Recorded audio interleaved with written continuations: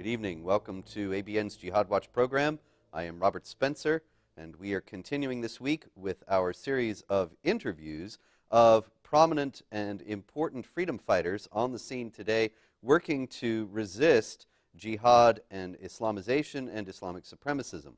Tonight we have a most fascinating guest, Dr. Nicolai Sennels, who is a Danish psychologist who's prominent in the Danish media for his unorthodox therapy methods that he has actually developed as the only psychologist at, now I'm not sure I'm going to be pronouncing this right, Dr. Sennels, this is Sonderbro?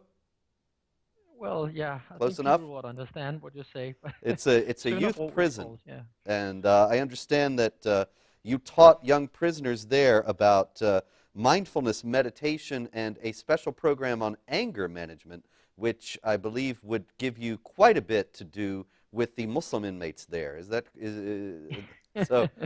Can you tell us a little bit at the outset here about that work and your encounters with Muslim inmates?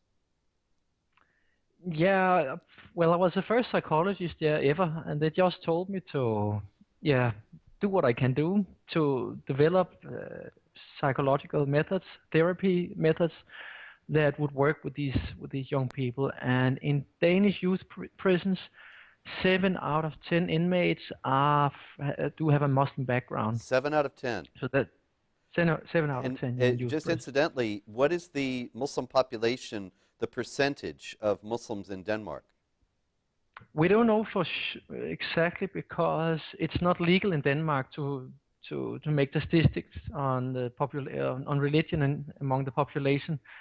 But estimate is between 250,000 and 300,000 out of 5.2 million people living in Denmark.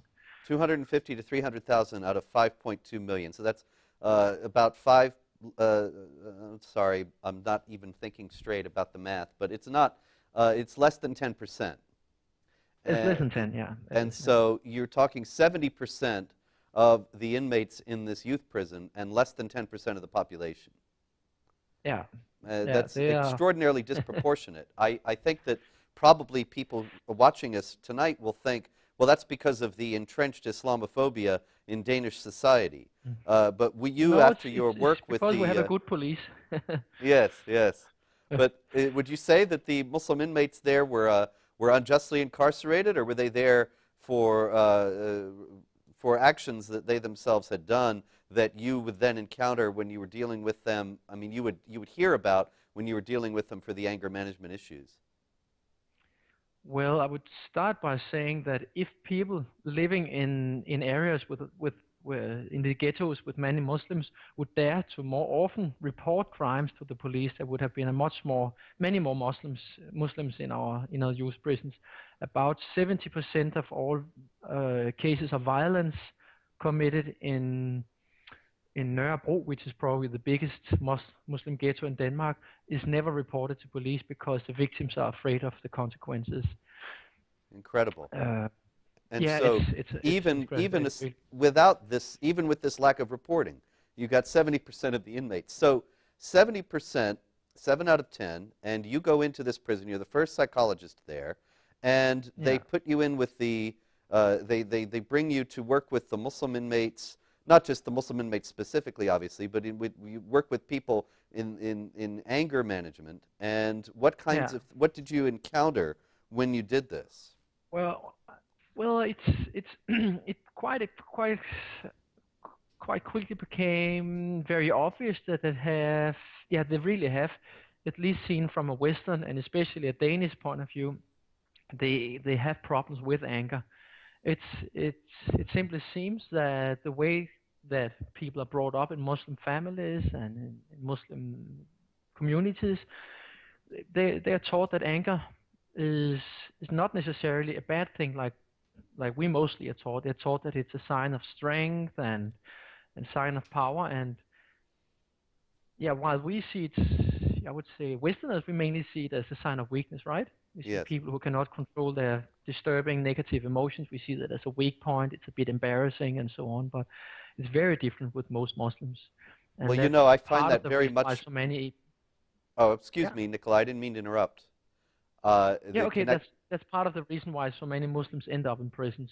Yes. I was just going to say, when you're talking about anger being evaluated negatively, that this is something that I encounter very often.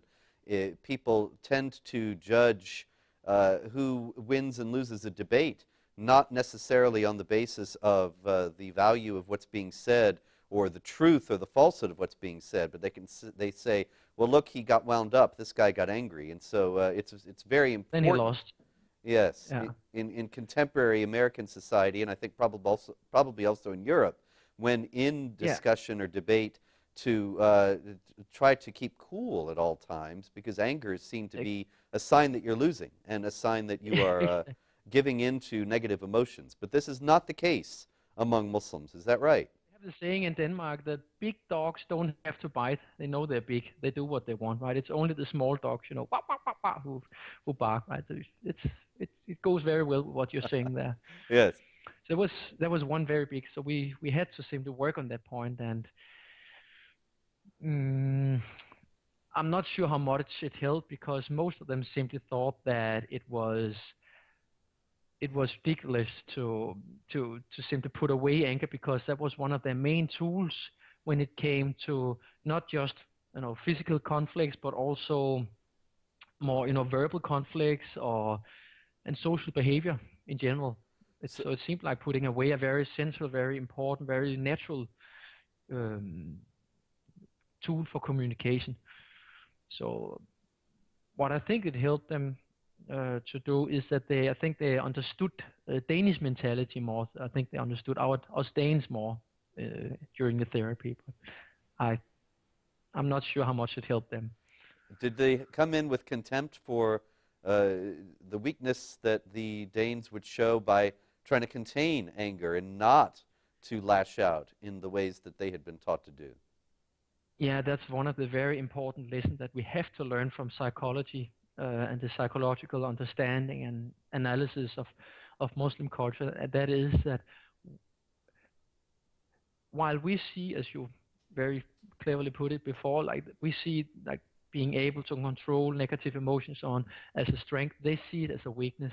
And that also means that if we don't respond, maybe not necessarily with strong negative emotion, but if we don't respond aggressively and assertive on attacks and so on, they will see it as a vulnerability that can be exploited. And as we see both here in the West and in their own countries, it will be exploited. They will try to.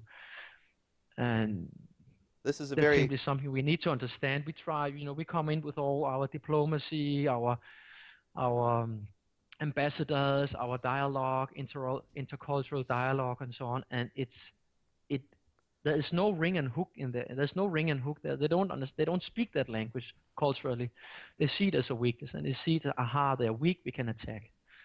So you're saying that everything that the West is doing to reach out to Muslims in general, to particular Muslim countries and so on, and to try to smooth over the conflict and to bring peace, that not only are these things not working, but they're actually actively counterproductive, because they're interpreted by the Muslim leaders and perhaps a great number of the people as well, that as signs of weakness and as a sign that they should step up the conflict rather than ease it. Yeah, I think we could learn a lot from, for example, Israel, the way they handle conflicts with the Palestinians.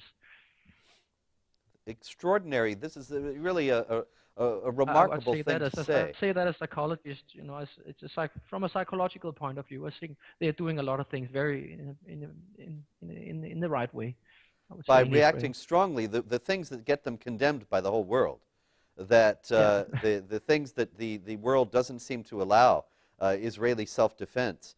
But you're saying that these very things, the strong responses to jihad terror attacks, are what keep Israel safe. Well, that's what I would say as a professional psychologist with an extensive experience with Muslim criminals and Muslim terrorists. That would be my advice to any state that would try to defend itself against violent Islam. Definitely. It's It's really remarkable, Nicolai. You have to understand. You have to understand. It's all the way back to the old, the Chinese, the Chinese war philosophy and so on. You have to understand your enemy. You This cannot is the just one thing the West take doesn't what do. works for yourself and what works in your own culture and then push it in and hope that works. You have to understand your enemy. And it seems that we still have a few things to learn there. I hope we will learn it very soon. I hope so. It seems as if the direction is all moving the other way, that the Obama administration here in the United States has forbidden any honest examination of Islamic texts and teachings in order to illuminate the motives and goals of the jihad terrorists. It's forbidden. And training materials have been purged of references to Islam and jihad, even when they're discussing Islamic jihad. I mean, it's a ridiculous situation where American officials, including law enforcement and intelligence officials, cannot use jihad to speak about terror groups, even though those terror groups themselves even call themselves by the name Islamic Jihad or the Party of Allah and so on. And it's a ridiculous situation that it seems as if it's basic common sense. I wish that your recommendations were taken seriously at high levels, and that the American defense posture and Europe's defense posture were reconfigured along the lines of Israel's and along the lines of not playing into, not behaving in ways that make Islamic supremacists and jihadists think that we are weak and ripe for the plucking.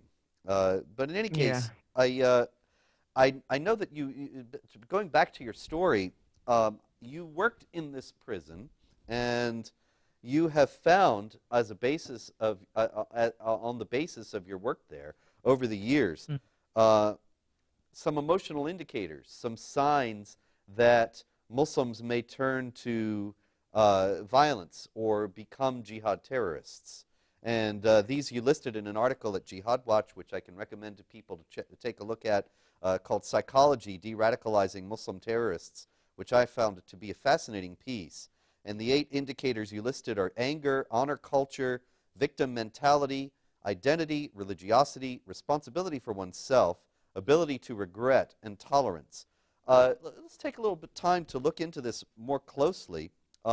We've been talking about anger, and when we see that anger is more accepted among Muslims, are you talking about even when Muslims are within their own family settings and among fellow Muslims and there are no unbelievers around, even then an expression of anger that would not be acceptable in the West would be taken with more, would be more acceptable in that context? Among Muslims themselves? Yes. Yeah, very much. You see it strongly. If you go, for example, if you work in a prison, in Denmark at least, there you will see the one who are the most, you have the most influence on the other Muslim prisoners are the ones who are the most religious and the ones who are the most angry. They are seen as the leaders. They're the role models.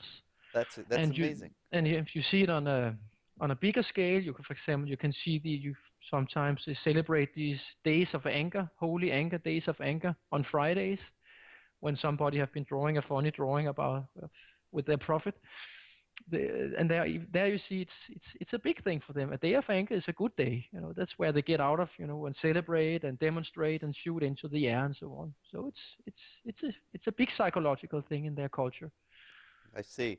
Yeah, I'm reminded over the years at Jihad Watch that many times during times of particular tension, when there was the worldwide Muslim anger about the Muhammad cartoons, for example, it would be especially stirred up on Friday afternoon, after the Friday prayers, after the sermon had been heard.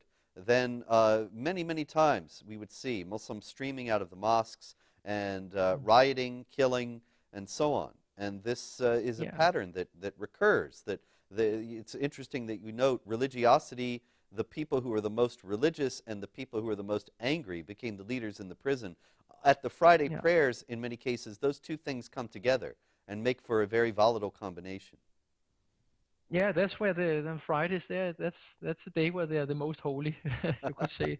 Actually, we have some very fascinating statistics from Germany that I forgot to mention before. The former minister of justice in Germany, now he's a professor in a big university in southern Germany, and they made an enormous project.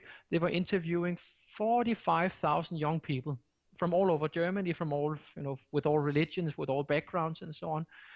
And what they found is that when it comes to religion, the more religious young people are, the more peaceful they are, except for Muslim youth. That's the opposite. The more religious the Muslims are, the more aggressive and the more ready they are to use violence.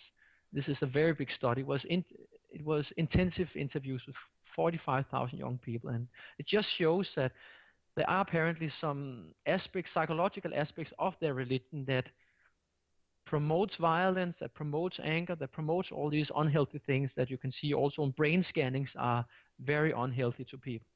Makes them more depressive, makes them more frustrated, makes them less able to fall in love and sleep well and so on.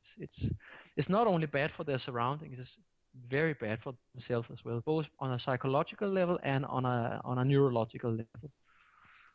Amazing, incredible that this would you go could say on. That Islam is, from a scientific point of view, it's an unhealthy religion, from a medical point of view and psychological point of view. Astounding. So I mean, this is an element of it that I've never considered, that when one is taught that anger is a good and holy thing, that hatred, rage, and violence are something that are blessed by God, then it actually, obviously, you would cultivate these things, and then the more you do so, the worse it is for your physical and psychological well-being. Very much. These people, you can also see, it's not happy people who behave like that, right? It is people who feel bad, who are not happy, and who actually you never hear any. You don't hear Muslim leaders and imams and so on. You don't hear them talking about happiness and so on. Not in this life, at least. They talk about anger, aggression. Hate them, and so on. But it seems like happiness they simply gave up. It's not a thing for them. I think they gave up. I'm reminded of the Ayatollah Khomeini, who said very famously, "There is no fun in Islam. There is no humor in Islam. There is no fun or joy in anything that is serious." Yeah. So moving on from anger, the next element that you had identified as an indicator of the tendency of a Muslim to become a terrorist and commit an act of violence is the honor culture. So what exactly is the honor culture? Well, that's what they call it. They call it honor. When if you ask us, normal, I think if you look at Western psychology, we would call it bad self-confidence. When you're so fragile, when you're all the time looking for what are they thinking about me, are they criticizing me, and so on, it's not a question of honor. You're simply insecure. Yes, of course. And then what happens if they are criticizing, or if somebody is talking bad? Then what? Yeah, then they explode. So that honor culture leads us back into anger. Yeah, it leads us back into anger, and it's connected with, it's very opposite from Western culture. While we would say that if you're able to handle criticism, which I noticed you handle a lot of criticism on your blog, Jihad Watch, yes. You have a lot of people writing, they're not so happy about your work. I don't know why not. It's just telling the truth, Why should the truth threaten I love anyone? it, I read your blog every day, and I recommend it everywhere. It's great. It's really an amazing job you do every day. It's amazing. Thank you very much. And I thank you for that. But there you see, it's cool, it's signs of self-confidence if you can handle criticism. And it's completely opposite to them. They think it's what's it called? Dishonorable? Yes. Is that the right? Yes, that's quite right. Say dishonorable. If you don't react aggressively and explode and so on, right? So it's very different there. And so it ties into, actually, this fragility and this brittleness. It ties into the war against the freedom of speech and the Islamic supremacist attempts to suppress the freedom of speech.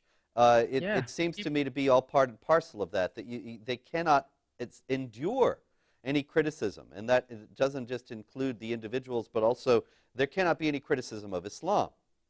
And consequently, no, they want to keep their dirty little secrets for themselves. I'm sorry, I didn't catch the last. Yeah, it seems they want to keep their dirty little secrets for themselves. Yes, yes, precisely. But if you look at the psychological studies in criminology, you will see that a lot of the studies conclude that people who are violent and aggressive and often end up breaking the law and ending up in prisons are people with a low self-esteem. Mm-hmm. And it seems that, again, I would get back to psychology of the psychology that happens also within the Muslim families. It seems that the way that they bring up, especially the young boys, make them very insecure. It's both because what I think, my experience, professional experience from working with Muslims, is that first they don't really have a lot of psychology in Muslim culture, so they don't all the tools that are good to have if you want to bring people up to be strong, self-aware, self-confident people. They don't have a lot of those pedagogical, psychological tools in their culture. And secondly, simply the boys are told that they are so much better than the women and so much better than everybody else. And Muslims in general are told that they're so much better than everybody else that they become very insecure, because it's also very clear that they're not. Yes. And they try to hide this all the time, and it's like a balloon, it can blow anytime, Yes. If you're strong, you're like a rubber ball, you can throw it on the floor, you can throw it on the wall, and you just jump back and you'll be back in the game, quickly. But if most Muslims, they're more like a ball of glass, you throw it and it breaks, it cannot handle any resistance. And yes. And this is why it's extraordinary how the West is capitulating on a grand scale to the Islamic supremacist advance, when just a little bit of resistance and they would fall back. A little bit of resistance and they can't handle any resistance. They would not be able to continue to advance Islamic law in the West if we just fought back, but we're not fighting back. Now, no, it seems to me that a lot of Westerns, politicians and academics and so on, I think they have a kind of feeling of pity with a lot of Muslims. They see all the immaturity, they see all the anger, they see all the insecurity, and so they have a kind of pity, and they see them as victims, and they try to help them, and like small children, try to give them another lollipop or another chance or not. And I think you're absolutely right. They don't know that, and I think by that they don't understand what they're actually doing. They're destroying our own culture. Yes. Would you say, Dr. Sennels, would you say that the response, the accepted response, or at least one accepted response among Westerners to people who express anger and indignation is to try to ease their anger and indignation by giving them what they want? And we generally tend to think that people don't express anger without some justifiable cause, and so we concede to them if they are angry. And so their own tendency to be angry and express indignation all the time leads to us making disastrous concessions. You're very right. It's a very it's two things that fits very well, unfortunately. Yes. They're very easily offended and very easily angry, and we react like, oh, it's an embarrassing situation, we better help these poor people and so on. And then we give them, 1 inch more, 1 slice more, and then hope that will be enough. But of course, it's never enough. We'll always take more and more and more. Indeed. So, but you're absolutely right. It's it's a bad cocktail. It's a bad cocktail. It is indeed. There's always more.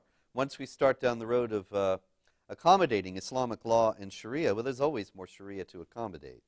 In any case, the honor culture, you say in this article, it says that honor has an essential place in Muslim culture.